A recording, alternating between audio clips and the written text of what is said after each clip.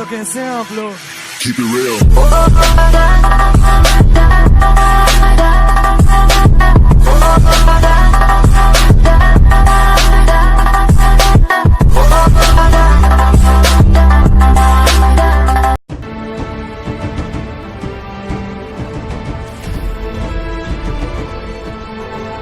किसी जमाने में हमारा भारत बहुत अमीर हुआ करता था। कहा जाता है कि भारत में इतना सोना था कि भारत के राजा, प्रजा, मंदिर और महल सोने से खचाखच भरे रहते थे। समय समय पर भारत को लूटने के लिए कई विदेशी लुटेरे भी आए, तो वहीं हमारे कुछ महान राजाओं ने उनको खदेड़कर अपना स्वराज्य कायम किया।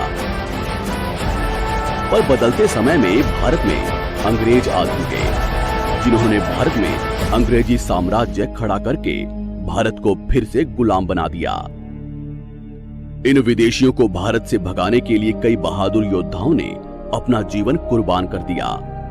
सैकड़ों शहादतों के बाद आखिरकार उन वीरों ने मां भारती को गुलामी की बेड़ियों से आजाद करवाया।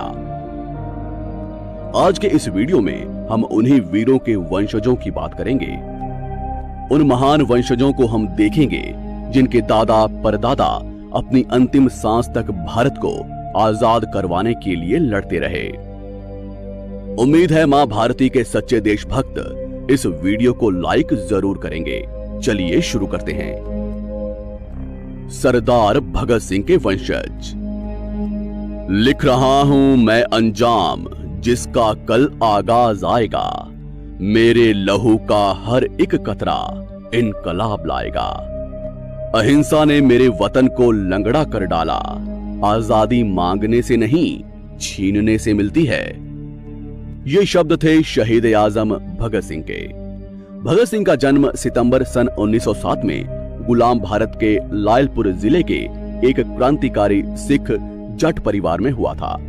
बचपन में ही भगत सिंह ने देश की आजादी के लिए क्रांति के मार्ग को चुन लिया। जब भगत सिंह 12 साल के थे, तब उनके सामने ही अंग्रेजों ने जलियांवाला बाग के मैदान में हजारों निरपराध भारतीयों को गोलियों से भून डाला था। तभी भगत सिंह ने इनकलाब के नारे को बुलंद किया। क्रूर अंग्रेज अधिकारी सैंडर्स को मारने से लेकर अंग्रेजी संसद में बम धमाके करने तक भगत सिंह ने कई ऐसे क्रांतिकारी कारनामे किए, जिससे अंग्रेजों के मन में मां भारती के इस लाल का खौफ हो गया। जिसके बाद विदेशी अंग्रेजों ने भगत सिंह को मात्र 23 साल की उम्र में फांसी की सजा सुना दी। वीर भगत सिंह की शहादत के बाद संपूर्ण देश में क्रांति की चिंगारी जागृत हुई। युवाओं के चहेते शहीद भगत सिंह के वंशजों को भारत के बंटवारे के बाद अपना घर बार, जमीन जायदाद छोड़कर पाकिस्तान से भारत आना पड़ा। भगत सिंह के 9 भाई बहनों का एक बड़ा परिवार था, जो हरियाणा और पंजाब में बस गया। सरदार भगत सिंह आजीवन कुंवारे रहे, उन्होंने कभी शादी नहीं की। पर उनके भाइयों के वंशज आज भी हरियाणा में ही रहते हैं, जिनमें भगत सिंह के भतीजे सरदार बब्बर सिंह का निधन 2007 में हुआ। आज उनके पुत्र यादवेंद्र सिंह संधू हरियाणा में ही रहते हैं और सरदार भगत सिंह के नाम से कई सेवा संस्थाएं चलाते हैं। वहीं सरदार भगत सिंह जी की बहन प्रकाश कौर का निधन 2014 में हुआ। नेताजी सुभाष चंद्र बोस के वंशज। तुम मुझे खून दो, मैं तुम्हें आजादी दूंगा जैसे नारे को बुलंद करने वाले भारत के महान क्रांतिकारी नेताजी सुभाष चंद्र बोस का जन्म जनवरी सन 1897 को उड़ीसा में हुआ था। नेताजी एक कट्टर, कड़क और जनप्रिय नेता थे। साल 1919 में नेताजी का गुलाम भारत में कलेक्टर के पद पर चयन हुआ, पर उन्होंने ये कहकर कलेक्टर की नौकरी को लात मार दी कि अंग्रेजों का तंत्र भारत को लूटने के लिए बनाया गया है, मैं इसका हिस्सा नहीं बनूंगा। जिसके बाद नेताजी को 2 बार कांग्रेस का अध्यक्ष बनाया गया, पर नेताजी को गांधी जी की अहिंसा की बातें ठीक नहीं लगती थी। और दूसरी तरफ भगत सिंह की फांसी रुकवाने के लिए कांग्रेस के नरम रुख के कारण नेताजी का कांग्रेस से मोह भंग हो गया। जिसके बाद उन्होंने आजादी के लिए अपना अलग रास्ता चुना और कहा कि शांति और अहिंसा से हुकूमतें कायम नहीं की जाती। नेताजी अंग्रेजों को चकमा देकर अफगानिस्तान होते हुए रूस और फिर जर्मनी जा पहुंचे। जहां उन्होंने विश्व के कई कद्दावर नेताओं से भारत की आजादी की लड़ाई में सहायता मांगी। जर्मनी में ही नेताजी ने एक ईसाई लड़की एमिली शेंकल से शादी कर ली। यहां से ही नेताजी समुद्र के रास्ते जापान, इंडोनेशिया और फिर सिंगापुर पहुंच गए, जहां नेताजी ने अंग्रेजों से लड़ने के लिए अपनी आजाद हिंद सेना का निर्माण किया और जय हिंद और दिल्ली चलो जैसे नारों की ललकार लगाई। इस सेना को लेकर नेताजी ने भारत के अंग्रेजी साम्राज्य पर धावा बोल दिया और अंडमान द्वीप समूह को जीत लिया। इस समय तक जापान ने नेताजी को हर तरह की मदद दी, पर द्वितीय विश्व युद्ध में जापान की हार के बाद नेताजी एक बार फिर नए साथी और मजबूत सेना निर्माण के लिए रूस निकल गए, जहां रास्ते में ही उनका विमान दुर्घटना में स्वर्गवास हो गया।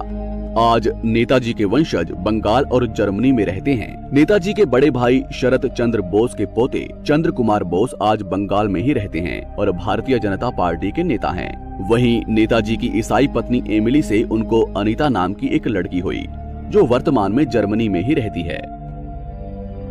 सरदार वल्लभ भाई पटेल के वंशज। आज का जो भारत हम देखते हैं वो सरदार पटेल के बिना कुछ ऐसा होता। सरदार पटेल का जन्म अक्टूबर सन 1875 में गुजरात के नायाड़ गांव में हुआ था। सरदार पटेल भारत की जनता के सबसे चहेते नेता थे, साथ ही एक दमदार वकील भी थे।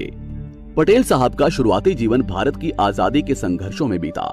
आजादी के बाद पटेल साहब आजाद भारत के पहले गृह मंत्री और उप प्रधानमंत्री बनाए गए।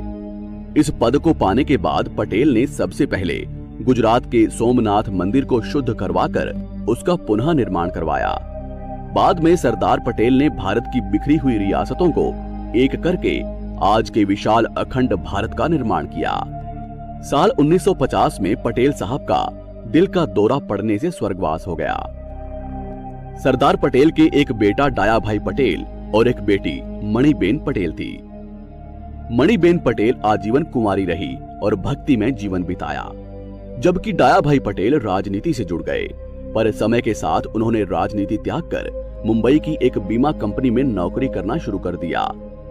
साल 1975 में डाया भाई का निधन हो गया। डाया भाई ने 2 शादियां की, जिससे उनके 2 बेटे हुए, विपिन और गौतम भाई पटेल।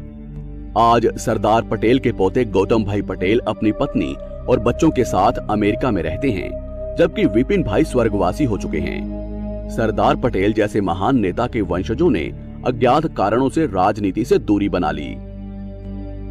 राव तुलाराम के वंशज। हरियाणा के राजनायक राव बहादुर उर्फ राव तुलाराम अहीरवाल के यदुवंशी राजा थे। उनका राज्य रेवाड़ी, पंजाब और हरियाणा में फैला हुआ था। भारत में 1857 की क्रांति के समय इन्होंने अपने राज्य से अंग्रेजी राज को समाप्त करके अंग्रेजों को दिल्ली तक दौड़ाया। इन्होंने कभी अंग्रेजों की अधीनता स्वीकार नहीं की तथा अपने ही जीवन में अंत तक अंग्रेजों से लड़ाइयां लड़ते रहे। अंग्रेजों को भारत से खदेड़ने के लिए राव साहब रूस से सहायता लेने निकल गए थे, पर रास्ते में ही काबुल में वीर गति पा गए। आज राव साहब के वंशज रामपुरा रेवाड़ी में रहते हैं, जिनमें राव इंद्रजीत सिंह और उनके 2 भाई राव तुलाराम के वंशज हैं। राव इंद्रजीत सिंह केंद्र की मोदी सरकार के मंत्री हैं और जबरदस्त निशानेबाज हैं। वहीं अगर बात करें बापू के वंशजों के बारे में, तो बापू के 4 बेटे थे। उनसे उनको 13 पोते पोतियां हुए, जो दुनिया के 6 अलग अलग देशों में रहते हैं और बेहद अच्छे पदों पर नौकरियां कर रहे हैं। गांधी के परिवार के आज 154 वंशज जीवित हैं, जिनमें से गांधी जी के बड़े बेटे हीरालाल के वंशज आज अमेरिका में रहते हैं। उनकी पोती मेघा गांधी अमेरिका की फिल्मी दुनिया से जुड़ चुकी हैं। धन्यवाद दोस्तों, इस वीडियो को लाइक जरूर कीजिएगा ताकि हमारी मेहनत सफल हो। अगर आप और किसी स्वतंत्रता सेनानी के वंशजों को जानना चाहते हैं तो कमेंट बॉक्स में जरूर लिखिए। आपका आभार, धन्यवाद, जुड़े रहिए।